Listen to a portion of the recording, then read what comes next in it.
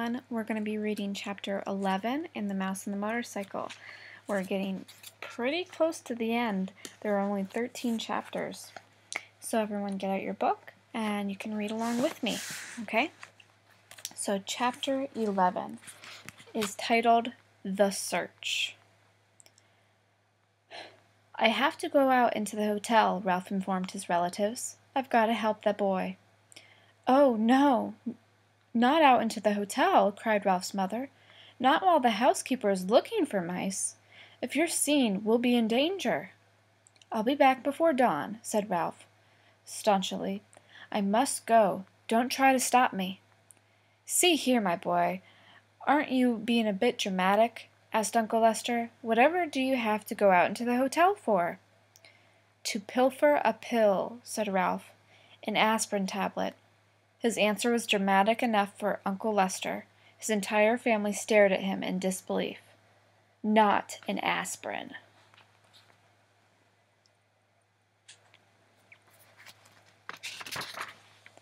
Not after his own father had been poisoned by one of the dread tablets. An aspirin, Ralph's mother gasped. No, Ralph, not that. Anything but that. It is the only way. Ralph stood tall and brave. The boy has a fever, and he needs an aspirin. I'm going to find him one. Oh, Ralph! His mother hid her face in her paws.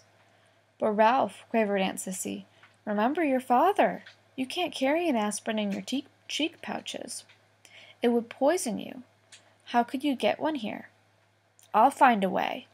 Ralph was outwardly steadfast in his determination, but inside he wondered how he would manage to get an aspirin into room 215 if he did find one. Roll it, perhaps. Ralph, stay here, pleaded his mother. You're too young. Let your Uncle Lester go. Well, now let's talk this over, said Uncle Lester. I'm not too young, and I haven't a moment to lose. Ralph, who was really frightened by what he was about to do, also enjoyed the drama of the moment. Goodbye. I shall return before dawn. Ralph, promise me you'll be careful, pleaded his mother. Promise me you won't climb into suitcases like your Aunt Adrian. Ralph's Aunt Adrian, who liked nice things, had climbed into a suitcase to examine a nylon stocking. Someone had closed the suitcase, and Aunt Adrian had never been seen again. It was hoped she had been carried away to a life of luxury. Promise me, Ralph, cried his mother, but her son was already on his way out the knothole. Ralph scurried across the carpet of room 215, flattened himself, and squeezed under the door. Once out in the hall, his courage ebbed. The aspirin tablet seemed a very small thing to find in such a vast place. It would be much easier to find the motorcycle. No, thought Ralph, I must not even think about the motorcycle. Ralph began to feel pretty small himself, much smaller than he had felt during his show of bravery back in the mouse nest. Down in the lobby, a clock struck 1. There was not a moment to lose. He ran to the next room, squeezed under the door, and searched under the beds and the dresser, while the two guests slept soundly. All he found was a bobby pin.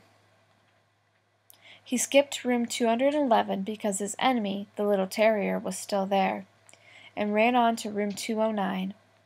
A hurried search, frightening because of the loud and uneven snores that came from one of the beds, revealed nothing but a few pretzel crumbs, which Ralph did not have time to eat. On and on ran Ralph down the hall, under doors, around under beds and dressers. There was not a single aspirin tablet to be found. In one of the rooms he did see a penny that had rolled under a luggage rack, and remembered his mother's wish to leave a tip for room service. But tonight he had no time for pennies. He must press on and find an aspirin. A small doubt began to creep into Ralph's thoughts as he ran down the hall to the last room on the second floor. Maybe there was no aspirin. Maybe he was risking his life and the lives of his family for nothing. But Ralph pushed the thought aside. He would not let himself become discouraged. If there was no aspirin on the second floor, there had to be one someplace on the ground floor. Tonight he was willing to brave the stairs to find it. He flattened himself.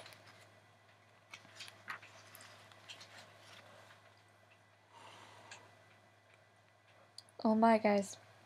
And he squeezed under the last door on the second floor. There was nothing under either of the beds but the things Keith called dust mice. There was no sound but the rattle of the windows in the wind. Ralph started across the carpet toward the dresser when suddenly a light from the bedside table blinded him. He stopped, rooted to the carpet by fear, even though it was not likely that anyone was going to cut off his tail with a carving knife. He heard someone slip out of bed and utter a sound halfway between a squeal and a scream. Before Ralph knew what was happening, an ordinary drinking glass had been clapped down over him, and there he stood in a glass trap. By then his eyes were adjusting to the light, and he found himself facing a pair of bare feet. Looking up, he saw that the feet belonged to a young woman in a pink nightgown. "Mary Lou, wake up!" she whispered to the young woman in the other bed. "Look what I've caught." Uh-oh.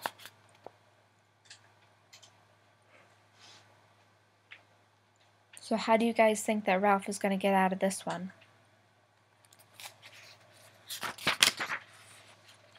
"Huh?" said Mary Lou, blinking and raising up one elbow.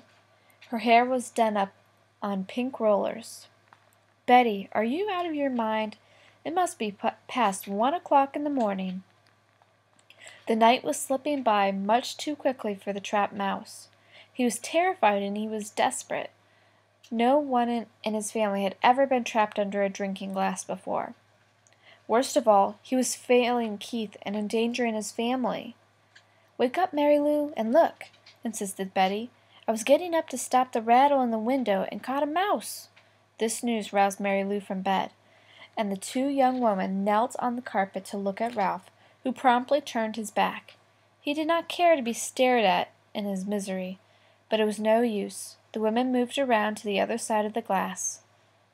"Isn't he darling?" said Betty. "Just look at his cunning little paws." Mary Lou leaned closer for a better look. "And his little ears, aren't they sweet?" Betty was delighted. It was disgusting. It was bad enough to be trapped and stared at, but to have this pair carrying on in such a gushy fashion was almost more than Ralph could stomach. Cunning little paws indeed. They were strong paws, paws for grasping the handgrips of a motorcycle. "Oh, Betty, do you suppose we could take him to Wichita with us?" asked Mary Lou. "My 3rd grade would love him." What do you think, guys? Would you love to have a little mouse like Ralph? "So would my kindergarten," agreed Betty. "We could keep him in a cage on the ledge, and all the children would bring him food from home. It would be such a good experience for them to have a pet in the classroom." "Well," thought Ralph grimly, "I always wanted to travel." A cage in a kindergarten in Wichita, however, was not exactly the destination he had in mind. The minutes were slipping by dangerously fast. He had to do something. "Look!" he shouted through the glass in desperation. "Let me go! Please let me go! There's something terribly important I've got to do." "He squeaked!" marveled Betty. "He's adorable!" squealed Mary Lou. It was no use. Young women could not speak his language. Remember, at the beginning of the book, Ralph could speak his language because they both spoke motorcycle. Ralph was in despair. He thought of Keith tossing feverishly in his bed, and of his family huddled in the mouse nest waiting for his safe return. "But I don't see how we could take him back to Wichita," said Betty sensibly. "We're driving to San Francisco and then to Disneyland before we start back. How could we carry him thousands of miles?" The two teachers looked thoughtfully at Ralph, who knew his fate depended on their decision. Was he to be carried to Disneyland and eventually to a ledge in a kindergarten room in Wichita, or would they let him go? A third possibility crossed Ralph's mind. Perhaps they would leave him under the glass for the housekeeper to see. He hoped not. He did not think he could last that long. Already the inside of the glass was beginning to feel warm and airless. "I suppose we really shouldn't turn him loose in the hotel," said Mary Lou. "Mice are pests, even if they are cute." The teacher not only destroyed Ralph's hopes, she hurt his feelings as well, calling him a pest when he was on an errand of mercy. From the mouse's point of view, the teachers were the pests. "I know," exclaimed... I know, how do you think she says this? "I know," exclaimed Betty suddenly. There we go, that sounds better, right? Causing Ralph to look over his shoulder for a clue to what it is she knew. "I know how we can get rid of him without hurting him."